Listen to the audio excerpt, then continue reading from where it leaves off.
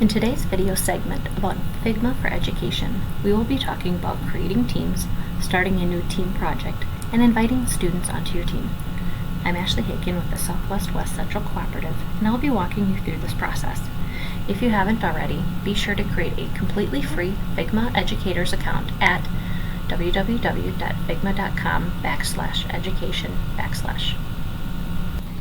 Log into your Figma account. If you have verified your account, your Figma Education account has all the perks of the professional plan for free.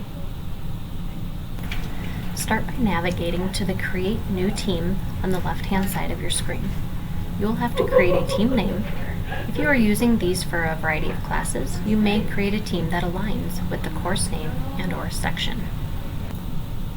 You are able to add team members at this time by entering their email, or you can choose Skip for now.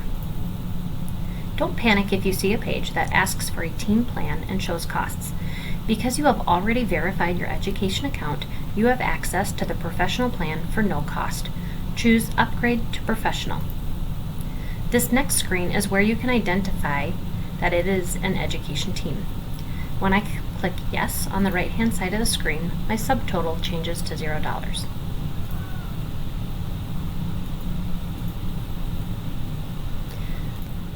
I have now created a team, which is better known to teachers as a class or course. On your course screen, you are able to edit the course photo, rename the team if needed, add projects, and invite students to your team. Each project can have multiple boards, which would be useful for groups, individuals, or whole class big jams. In your team, you are able to have multiple projects.